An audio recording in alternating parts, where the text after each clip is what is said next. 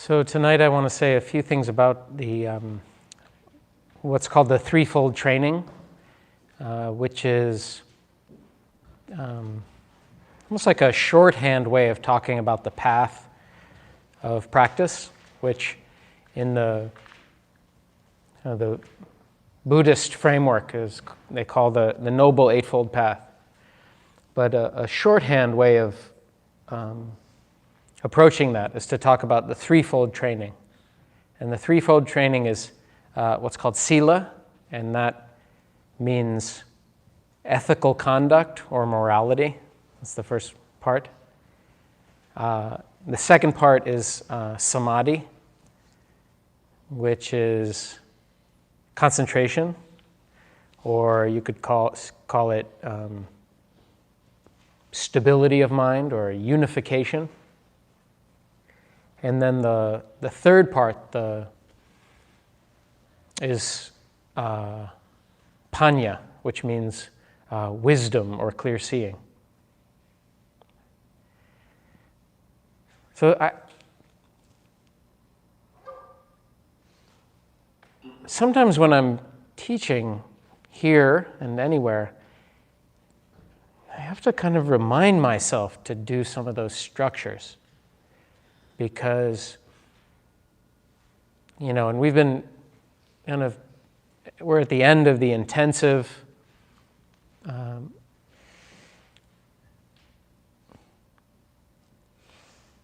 sometimes it starts to just feel very simple, that all we need to do is let go of the known and just be vividly awake.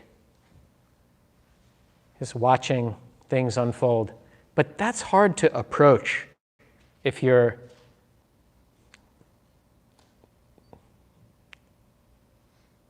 I almost said new, but it's just that can be hard to approach unless you really have a foundation, a real background.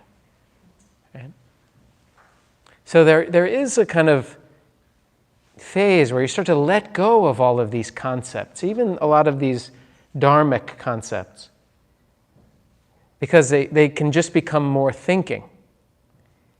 You can let go of those concepts and kind of live from, in a sense, a thought-free awareness. It doesn't mean you don't have thoughts, but what you're living from is not based in thinking. It's not based in a mental construct or even a kind of conceptual view. Now, that at a certain point, when there's a real foundation, that is just clear. It's not disorienting. Or there may be moments of disorientation, but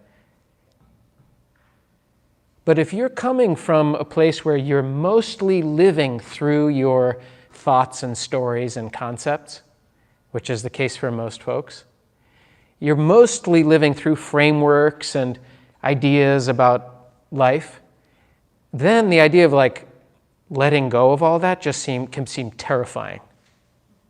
Like, what are you talking about? Terrifying or just intellectual? Which is worse? It's like, okay, that's an idea, let go of but it's just another concept. Let go of concepts. Right? And then you try to, and you think about it for a while, and then you feel more confused. I'm going to just think about letting go of all the things I'm thinking about. Right? And that gets busy. Yeah? And so there have to be these kind of intermediate phases where you use structure to help you go beyond structure, where you use concepts to help you go beyond concepts. And so some of these Dharma concepts, some of these teachings from the early tradition are very useful in that way. They're like thought structures that you can latch onto because they're more useful than a lot of the thought structures you just are walking around with. They're ways of seeing or orienting that are more useful than a lot of what you're already using to base your life off of. Okay? So this is just one framework, and I just want to outline it a little today. Yeah? And maybe say a few more words about going beyond. Okay?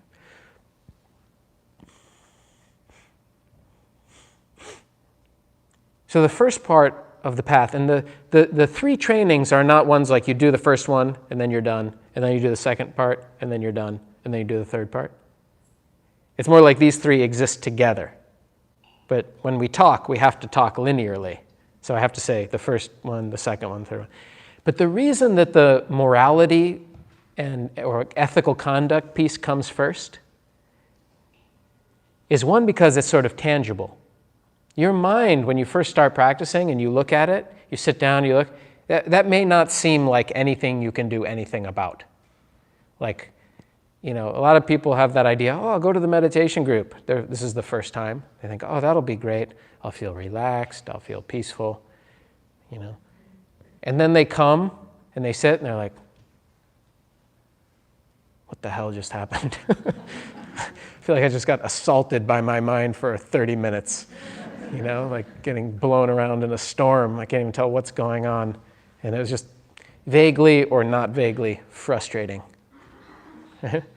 And so that can be kind of like, it's like, well, how do I orient within this in the beginning? So it can be very useful to start paying attention to how you are living. How am I actually living? So bringing awareness to your conduct. Because a lot of what is stirring up the mind is not living in I hesitate before using the word that I'm about to use. That's my caveat. I'm hesitating, but I'm still going to use it. In a cleaner way.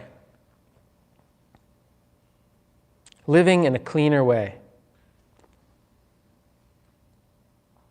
And by cleaner, what do I mean? I mostly mean more straightforward, more intentional, and more ethical. So, this is, there are these 5 lay precepts that they talk about in Buddhism. That's a good beginning. Okay? So you see, now we're using structures that you can think about.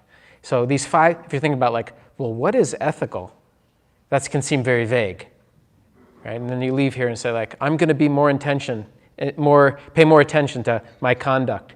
It's like, well, where do I start? Yeah.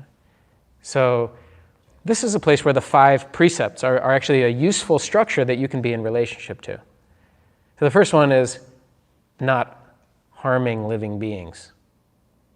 Right? Traditionally, they call it not killing. Probably you're not out there killing.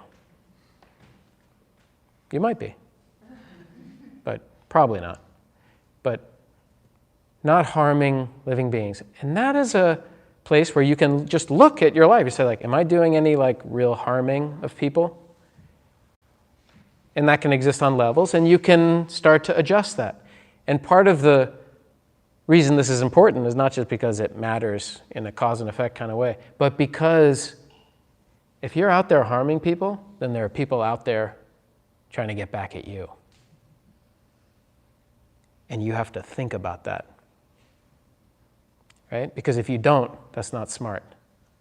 If you're out there inflicting harm on other people, there's something coming back at you. And so you're already in this web of complexity and hypervigilance about the environment.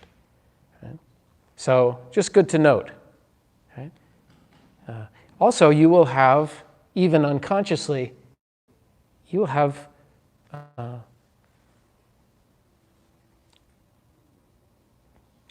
what do they call that? Feedback in your moral system. Whether it's remorse or regret or just feeling bad, it does not do good things for your mind to be harming others. And you can pay attention to this. I'm saying it. But this is not something you have to believe. This isn't like something that was given by some divine being. Say Why is it like this? Because so-and-so said. No, this is something you can pay attention to. Is that true? And let me pay attention to that in my living. I think what you will find is the mind gets quieter, the less harming that's happening. And also your life becomes more harmonious. You think that might make it easier to sit down and meditate? It might. The second precept is not taking things that are not freely given. So it's like the gross level is not stealing. But it also has to do with like not taking energy from other people or not taking even attention that's not freely given, not. And that's another one where when you're in the business of taking other people's stuff, your mind is not going to be still. You have to constantly be vigilant. Yeah? And again, that could be at a very obvious level of like stealing things, or it could be at a more subtle level of just like, you didn't really say I could have it, but I'll take it, or I'll use that thing that's yours without asking you. Okay? And your mind knows that's happening. You may not. You may think, I'm fine with that. But you can start to notice on more and more subtle levels the impact that has on the mind. So when we're not harming others in some direct way, and I'm not talking about hurting people's feelings. It's fine to hurt people's feelings for the right reasons. That's kind of important to say, because sometimes people think like, oh, that means I have to be nice to everybody. No, you don't. All right, so that's my caveat there. But just like, it's not about hurting, that's not harming. Like, harming is it could be harming, depending on where it's coming from. Right? So, hurting other people's feelings maliciously, I think that would count that as harming. But disappointing other people because you're not fulfilling their wishes, I wouldn't call that harming. Sometimes people feel like that's harming, but it's not. Okay. So, this first, non-harming. Second, not taking what's not freely given. And again, you can refine this in your own understanding and your own experience. But they're domains you can pay attention to. They're kind of tangible. Yeah, so in the scope of everything you're doing in your life, those are two things you can pay attention to. Yeah, you can also pay attention to speech. What is ethical speech? Well, if you go back to the Buddhist text, it has all these lists of ways of speaking that are not ethical. And basically, this will totally kill your social life. It's like, there's not that much left to talk about, except for like meditation and renunciation. And I don't recommend dropping that at a party. Like, hey, you guys want to talk about renunciation? Actually, that'd be kind of cool. I think that'd be cool. And you might be surprised at who'd be up for talking about it. But I'm just saying, there are all these layers of like not gossiping, but I think, evolutionary psychologists might argue with that, say like, well, gossip actually has this important social function. I don't want to get into the debates about it. But I think the piece that's important here is you can pay attention to your speech and notice when the way you're speaking leads your mind to feel clearer and more settled, and when the way you're engaging verbally with others makes your mind more complicated and chaotic. Yeah? So if you're like talking badly about people behind their backs, I guarantee your mind will not be calm. Because then you have to think about like, who did I tell what to, and what did I say about so-and-so to so-and-so? It gets very complicated in your mind. When you don't talk about people behind their back, you don't have to remember anything. Do you realize how much bandwidth that frees up? A lot. Yeah. I just don't. Yeah. And I have some friends who are meditators and teachers who are friends who are meditators, and some of them are really good at this, and it's almost like uncomfortable.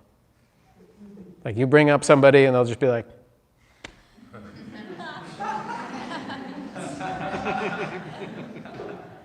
you'll be like, all right, let's talk about something else. But it's also good, it's kind of like inspiring too. Right? So again, it doesn't mean you can't talk about it, but just watch the way you're doing it. Are you doing it maliciously? Are you doing it in a way that you would mind if they heard? Because that's always a good criteria. It's kind of nice Just like you don't want to put anything in an email that you don't want everybody in the world to read. Well, I don't know. That's the way I think. But you don't, to be able to speak about other people in a way that you wouldn't mind if they heard, that's kind of frees you up in a way internally. Allows your mind to be calm. Another big one in this area is lying. Because lying disturbs the mind. It just does. And this is something, okay, I said it, but really watch this. You've heard me talk about it, but it's a great place to practice. Notice when you are lying, what does it do to the mind? It unsettles it. It unsettles it in the present, right when you're doing it. It's very hard to maintain a super clear awareness while you're lying, unless you're like a sociopath.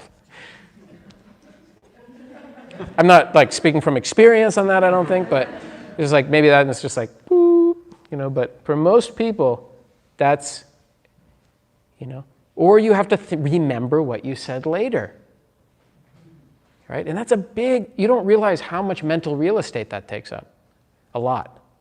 So this is a great one to pay attention to also, is a wise speech or skillful speech. And this is all in the conduct domain. So each of these things I'm mentioning are places in your life that if you pay attention and refined, it will make your mind more settled and clear. And your life will start to feel cleaner in the sense of mentally. Like if you didn't take a shower for 5 days, and then you take a shower, you like cleanse yourself of some of that, I don't know what it is, like sweat and other stuff one accumulates. Yeah, gunk. Did somebody say gunk? Okay, gunk. Whatever it is you accumulate, it's like you take a shower and then you feel cleaner. So again, this is a way of like cleansing the mind in a way, right? By attending to your conduct. Yeah? And you can feel the benefits of that. Just like when you're saying something that's very true, and again, if you're not paying attention, you might not notice it, but notice when you're saying something that's very true, how clear your mind is. Something you deeply believe, and you say, like, it's just clear. There's no kind of interference. Okay, that's what the truth feels like. That's what it feels like to speak truthfully. That has a powerful effect on the mind. So why not live that way? This is a good foundation. Okay, so another one has to do, the next precept has to do with sexuality and not misusing and not creating harm through your sexuality or your sexual energy and your actions that come out of and from sexuality. And this I will talk about, but it should be obvious, especially right in this moment when things that have always been the case and are coming out more in the public, but it's so important.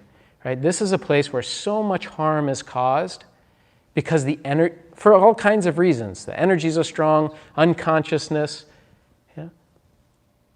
And we could add a lot of other mental factors too there. But this is a place where so much chaos is sown. And so it's such an important place to attend to your actions and even just your energy, how you're using energy. Okay? One, to take care of the community, right? To take care of others. But also because taking care of others, you take care of yourself. If you're,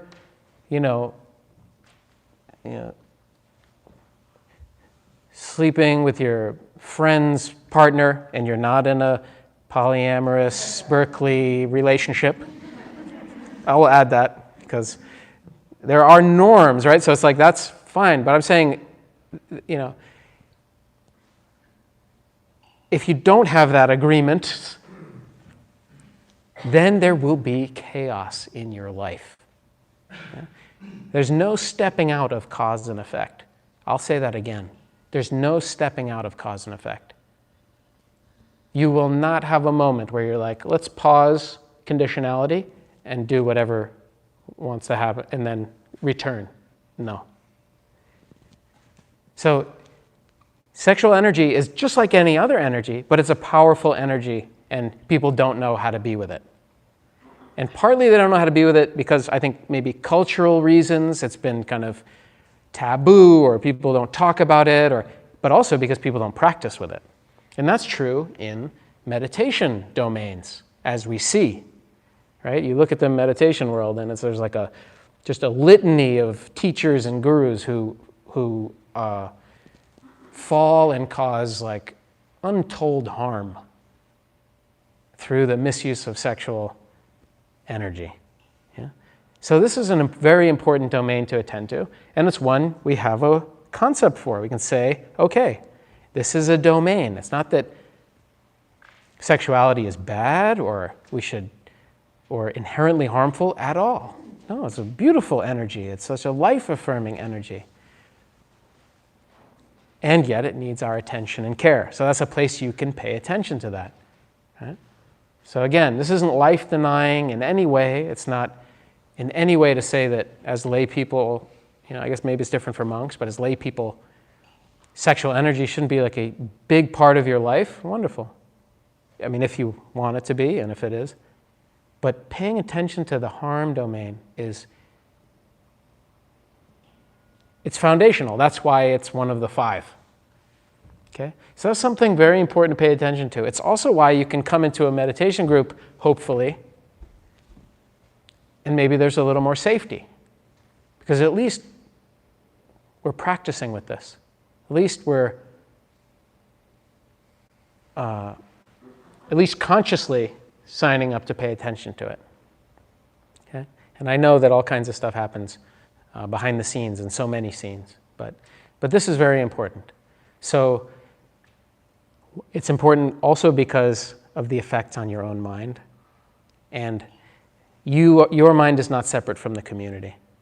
Right? So that's true with harming, that's true with stealing, that's true with speech, that's true with sexuality.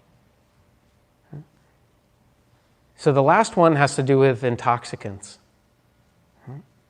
And in the tradition, the way they talk about intoxicants is intoxicants that cloud the mind. So I think that's useful to attend to. And so also when you are out of your mind because you're drunk or you're high, it's the proximate cause for violating the first 4. Right? It's like mindfulness out the window, there goes conduct. Yeah? But also because, and I think people start to pay attention to this too as they practice, the effect on the mind is quite real. Yeah? And so so that's an important area too. Okay? So I won't go too much into that. And so people always ask in that time, what about psychedelics? What about this? I'm going to leave that up to you to interpret. But the phrase there is cloud the mind. So you can look at what is your wise relationship to various kinds of those substances. All right? But really pay attention to cause and effect.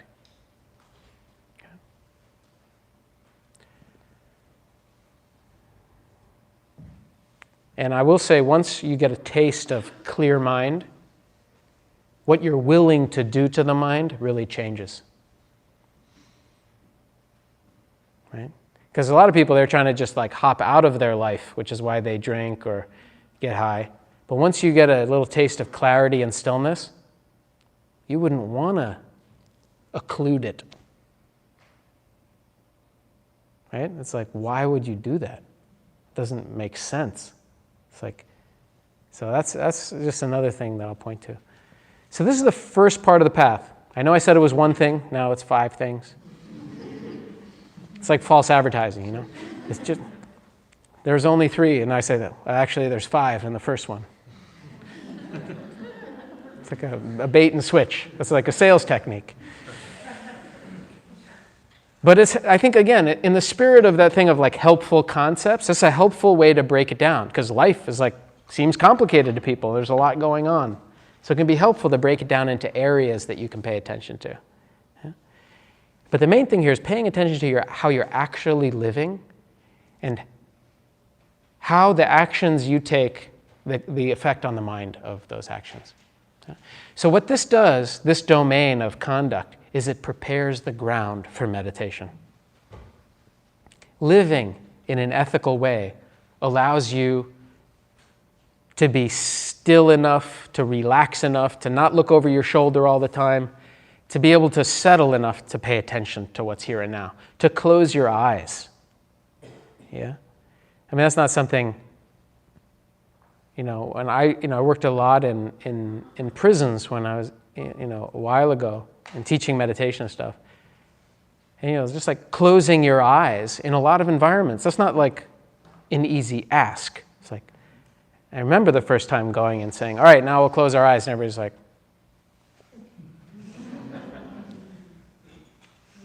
I'm not closing my eyes. And that's real. Right? And so that's why partly the environment matters. Of course, you can build safety in any group, in any conditions. But this conduct piece does matter. And a lot of people either poo-poo it or they think, I'm going for the real stuff. I'm going for nowadays you can get access to any teaching. Like, I'll just go straight to whatever. We'll just go straight to Panya. Let's go straight to wisdom. We'll skip the living stuff. But even if you have some deep insight, if you're not living ethically, you won't be stable in it. You won't. So it's important throughout. It's not just the beginning of the path. It's important for the beginning, but it's also important throughout. It's a wonderful way to bring awareness into your daily life. Okay, so that's the foundation. So the next phase, the next aspect is samadhi, and that's the unification of mind. Okay, I've talked about this a lot in here, so I'm not going to spend a ton of time on it. But that's what we're starting to do when we're attending to the breath. Starting to bring our attention, which is just scattered most of the time, spread between a million things, being pulled this way and that by whatever thought comes along, or whatever person comes along, or whatever enticing thing comes along. And we're starting to let our attention get stable right here in the present. In the beginning, with some single object to attend to. And that takes some cultivating. And we can have stability and include the sound of the rain. Yeah, so stability isn't one thing as opposed to others. Yeah, it can be stably present and inclusive. That's real samadhi. That's real stability. It's stability in awareness. Yeah. So that's this, in the beginning, just this practice of coming back to the present and coming back to attending to just what's here right now. You're always present. Everything that's happening is always present. You never leave the present. But this habit of being just in the thoughts and mental content is the definition of non-samadhi. And that's the mind that that's the mind that brings you to meditation. Everybody's like, I'm so anxious, I'm so scattered, I feel so disconnected, I feel so busy, I'm so restless, can't sleep. That's all non-samadhi. That's all a function of the mind not being settled. Okay? And amazingly, we can train in this kind of stability. It's not your fault that your mind is that way. Nobody taught you. You didn't get any training. Just like if you went to your job now and you'd never done any schooling or you'd never had any experience in your job and they're like, let's do this. You wouldn't know how. You don't have the training. It wouldn't be your fault. You just be like, well, I'm just coming in here. And it's a little bit like that with samadhi. It's like, it's not your fault that the mind is totally scattered. There's been no training. So here we are. Now we can train in stabilizing attention in the beginning, just with the breath. Awareness starts to become stable. It starts to be experienced as a unified field in which things are happening. As opposed to just in the beginning where it's like, I'm over here, now I'm back. I'm over here, now I'm back. I'm over there, now I'm back. I went back there, now I'm back. I went to the future, now I'm back. That's very not stable, right? Doesn't that look so? I went 30 years ahead, and I came all the way back. Whew, it was a long trip. Luckily, I'm fast. I went way back to my childhood, and I came all the way back. Right? No, you didn't go anywhere. Sorry. I was watching you while you were meditating. You didn't go anywhere. You were sitting here the whole time. So that journey is nothing. It's just that your attention is getting pulled. So when the attention starts getting stable, you start watching all this stuff happening right here in the present. That's a little bit of samadhi. That's enough samadhi to have insight start to happen. Enough stability to watch the past arise as a thought, to watch the future arise as a thought, to watch a sensation arise in the body, to notice fear arising and you're with it. You notice it come and go. That's a little bit of stability. Yeah? So in the beginning, the mind and body start to get unified, starts to feel like one thing. As you get more stable, it starts to feel like the mind and the body and the environment are one thing. A little bit more unification. Yeah. And there's even more degrees of unification, but that's a good beginning. Yeah? So some of you know that experience, just like feeling one with everything. That's like the punchline for a joke, I think, but give me one with everything, like a hot dog joke. I forget now. I forget how that goes. Make me one with everything. That's right, make me one. It doesn't make sense if it's give me one with everything. Make me one with everything, that's right. Anyway, but the point is, when the mind is still, it experiences the inside and the outside as one field. That's just a function of the mind being quiet as one thing. So it may feel like quite a mystical experience for people. That can really change just that. Just the mind being still can really change people's view. That's a little bit of taste of samadhi. Okay? So that level of stability, there are levels of kind of degrees of absorption. You can get so absorbed in the breath or that you can go into these states of absorption, these very refined meditative states. But you don't need that for liberating insight, although it can be interesting and powerful. So it's not to say that, I don't want to poo-poo that, right? But enough samadhi enough stability to actually watch the mind in real time, to notice causality in your own experience. That's where the panya domain, the wisdom domain, starts to arise. You start to see into the nature of your mind and your body. So a lot of people, even people nowadays, they neglect the samadhi part of it.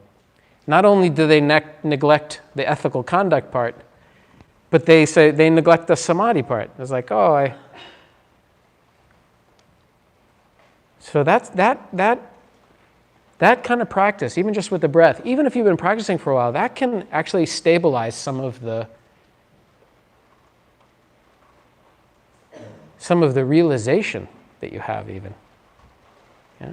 The function of stability. So, some samadhi.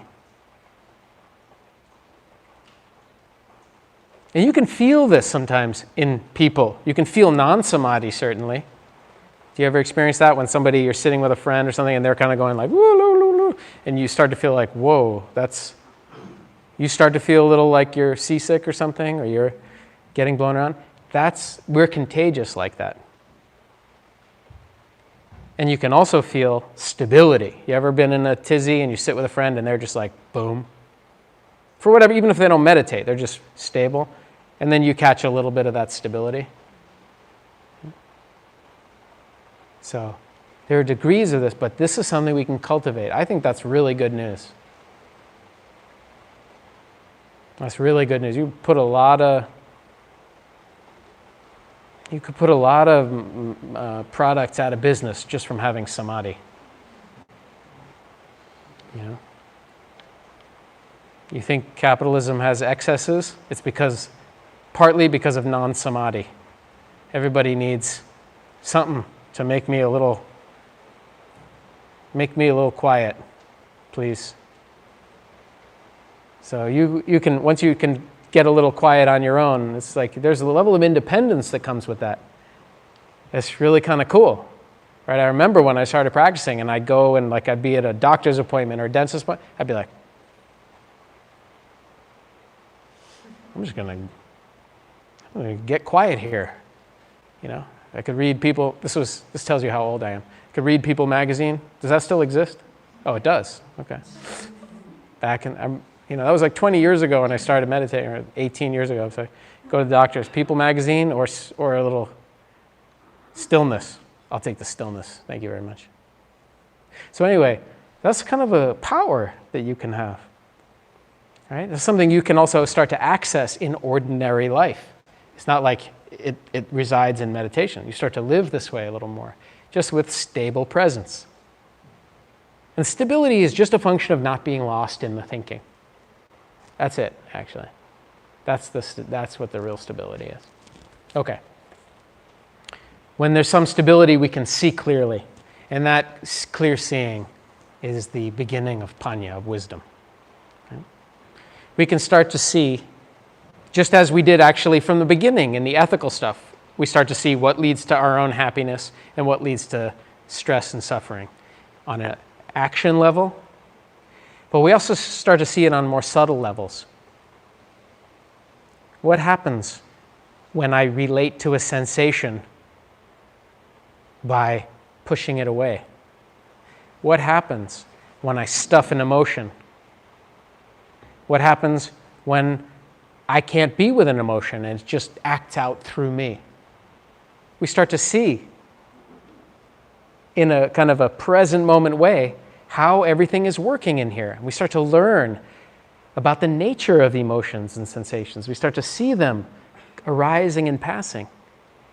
We start to see that when we're grasping onto what's here or pushing it away, it leads to a kind of a dis-ease in the mind.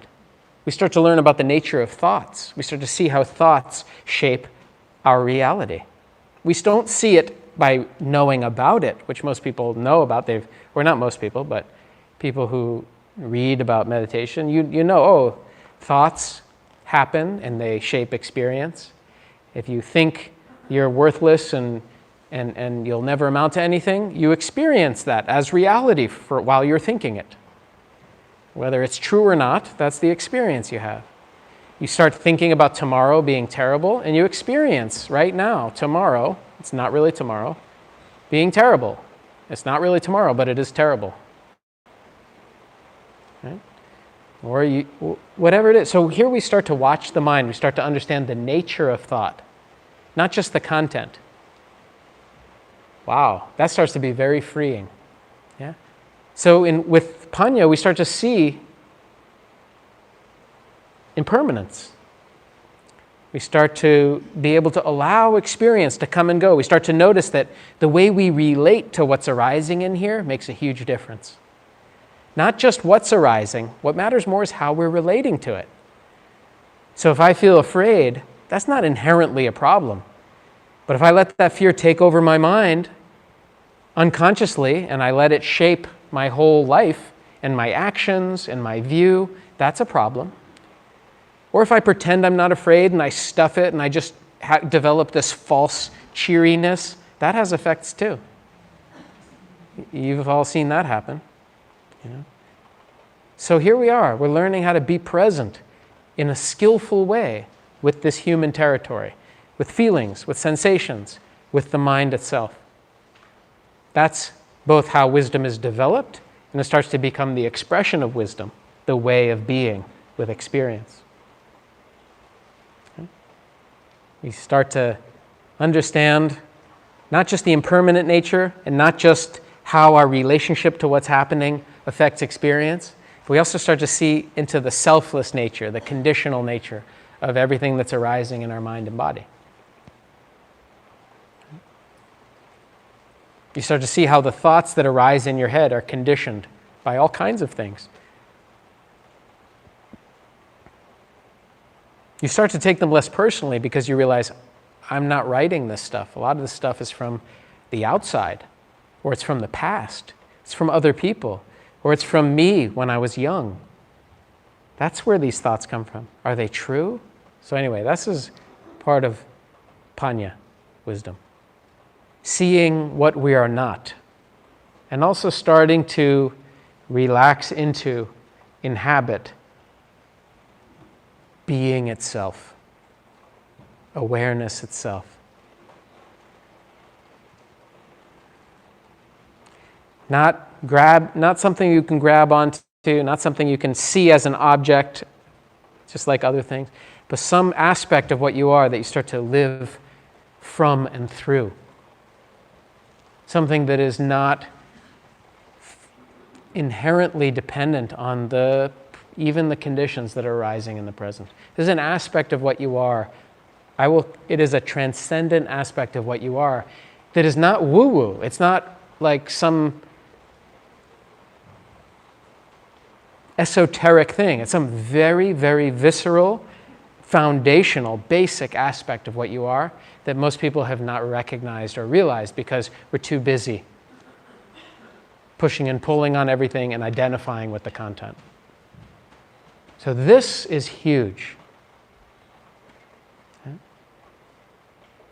So Panya has so many dimensions to it, but part of it is about resting more and more in what you are.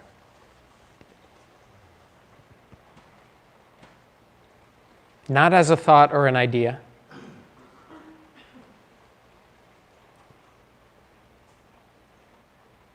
but as something undeniable. Yeah? Undeniable, just like your eyes are undeniable because you're seeing, or your ears are undeniable because you're hearing. Right? You don't have to debate that. In the same way, this nature of yours, which I pointed to in the beginning of the meditation, this wakefulness in which everything is happening, this is undeniable. Now this part, for those of you who are newer, may sound like, what the hell are you talking about? And that's okay. I still want to talk about it. Because sometimes it's good to get a little taste, or just something you hear that's sort of like interesting or intriguing. Like, what are you talking about? There's some aspect of what I am that's not based, it's not content-based, that's just here all the time, that's pervading experience. Okay, it's just good to hear that. This is what I think it's good for you to. I think it's good for you to hear it. It's good to say it. Right? Because just like you don't come up getting mental training in any kind of systematic way, even though you get fed a lot of knowledge and you learn a lot of skills, in the same way, nobody's taught us to recognize our nature. They haven't talked about it or pointed to it. This aspect of you that hasn't been, because of its nature, it doesn't get tainted by any of the things that have happened to you in your life or that you've done. It doesn't get corrupted or corroded, and you don't get more of it or less of it because you meditate or don't. And this is part of what we realize viscerally and experientially through practice, through clear seeing. Okay? So that's a little sketch.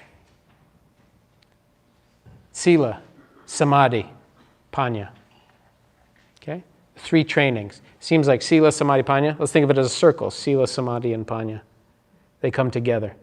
Samadhi is the proximate cause for clear seeing. If there's no stability, you're not going to see very clearly.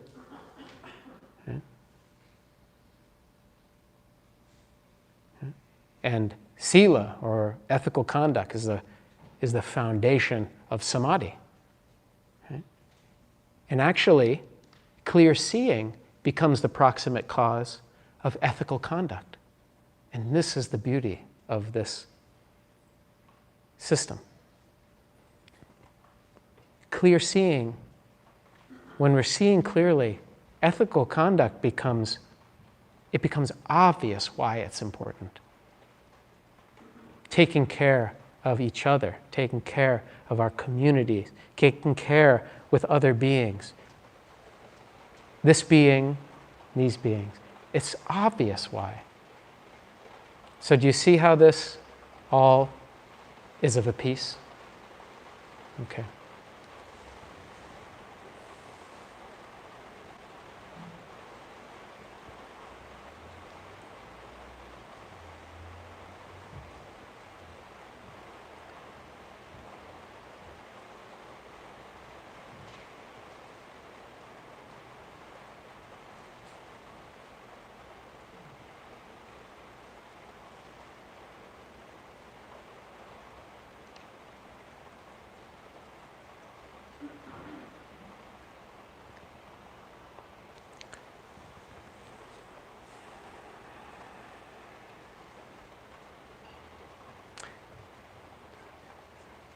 So we could just listen to the rain.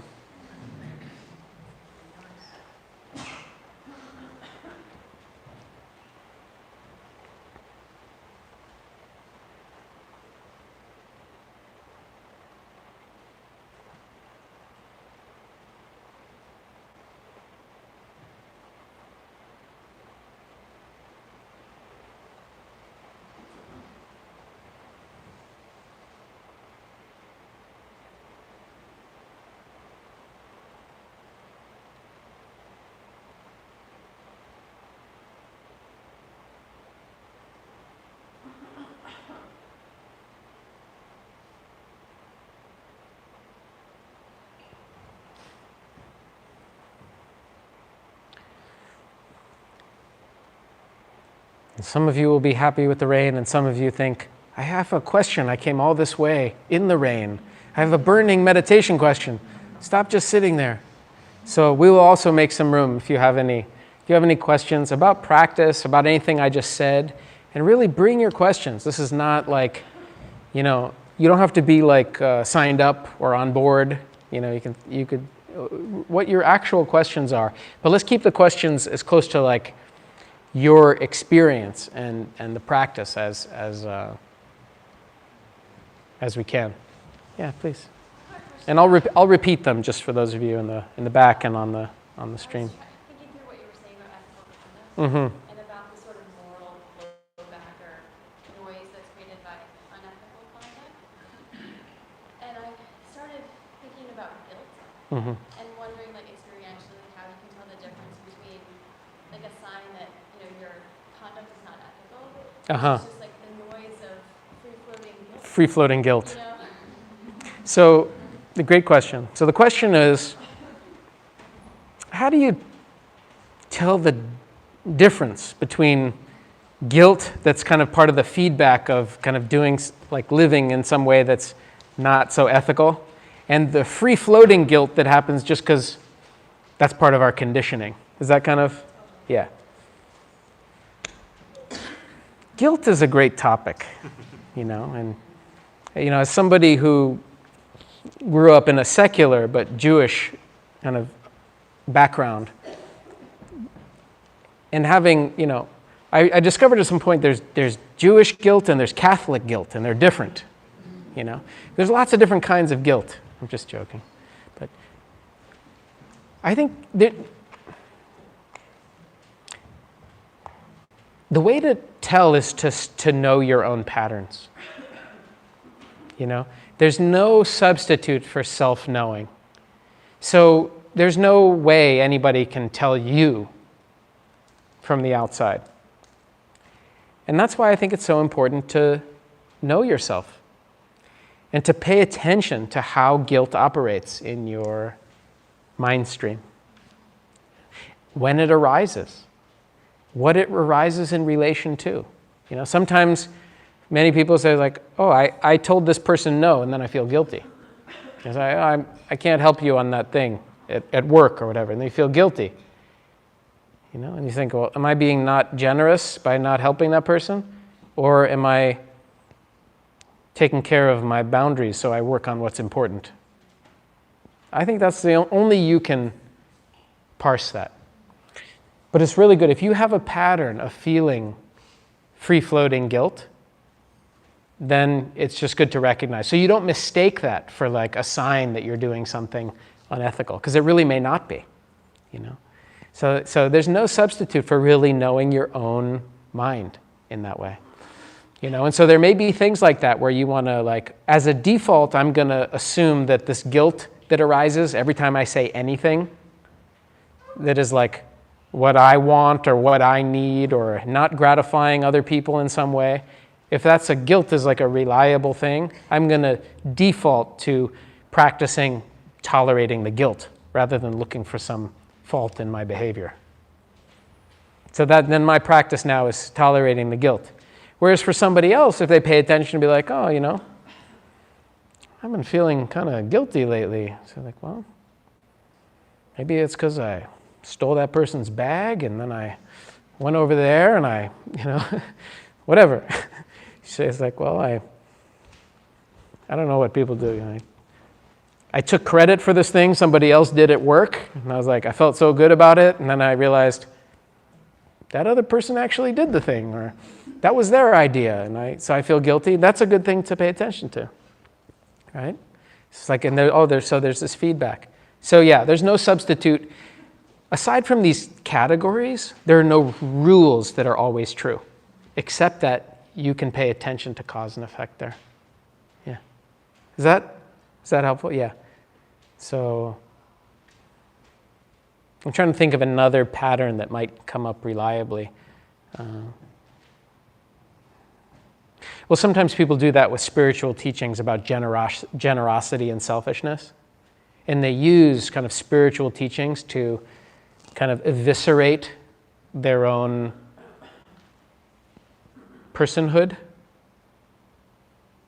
And so sometimes for somebody like that who is like, they're not used to knowing what they want or what they need and attending to that, then that's part of the practice. Then you use practice to pay attention to, I'm going to pay attention to, like,